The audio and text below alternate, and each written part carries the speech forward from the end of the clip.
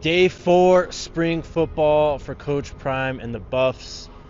My guy Uncle Neely's back in town. Back, look at this. We're here. We're back here. in town.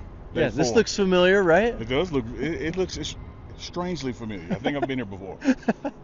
How was day 4, man? Any standouts that you could tell us about? Before I get to the standouts, let's take it back a second. You remember I told you guys on our joint show that I was looking forward to see the ring rust. I was going to give, some grace for practice 1 after spring break. It's practice 4, but it's practice 1 after spring break. There's no need for none of that. These guys came back, man. Really? Yeah, they came back. They came back ready to play, ready to participate, dialed in. In fact, Coach Prime announced in his coaching career, he's never had 100% people show back on time, ready to go. So that happened Sunday. Everybody made it back before the deadline. And then today's first practice, it looked like a continuation of last week.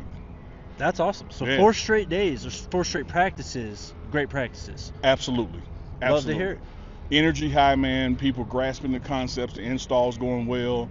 I don't think spring break set us back in the least. So we talked to Coach Hart, two of the linebackers today. Coach Hart said there was a little pop, and we had pads on. They were hitting. Yeah, had pads on, and you got 2 things you're trying to do. You're going to whiz by the guy, full speed, or you're going to do some thuds. Shilo did a little more than thudding. There was a little bit of hitting, a little bit of celebrating after some hits. They're getting there. It's going to take some time for that part, but as far as being in the right place at the right time, he had a schedule. Love it. Offense or defense? Who won the day? Man, I was almost going to say a tie, right? Because the defense in the second part gave up some scores, but they were so damn dominant early on in practice, I got to say defense won. Man, they were flying around getting to the ball. Before y'all panic out there, typically defense is ahead of offense. Yep.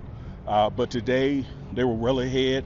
Although in the second phase of team, 1 versus 2s, offense did score a couple times. So that's why I was going to say, maybe the end of the day is a tie, but forget that one to tie. Defensive line and their drills with the offensive line were dominant. Defense and the team stuff was dominant. I'm going defense 1 today. I like that. We talked to Levante Bentley after practice, and he was asked about that, playing behind this rebuilt defensive line and how it makes his job much easier compared to this time last year. And he was saying, he's much more free. He's able to just fill gaps and make plays. He's not going to have linemen all up in his face just right off the snap like he did last year. I agree with him. And, hey, y'all out there, check this out.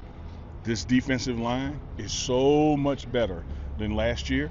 And they're only getting better because the offensive line is so much better. When you see the drills, man, when they go at each other, and get their reps in, iron sharp as iron. They're getting better. Player of the day? I got to go with Shilo, man. Let's go. Because he had some big hits. He had some big hits when we shouldn't be hitting big. That's all he knows how to do, though, right? Yeah, that game CEO, man. He was, again, right place, right time, alignment, assignment technique, and able to stop some big run plays from happening, and also some pass breakups. So I'm going to go Shilo Sanders on defense. Love it. Keep it tuned at the pregame show. Keep it tuned DNVR Sports. See you soon.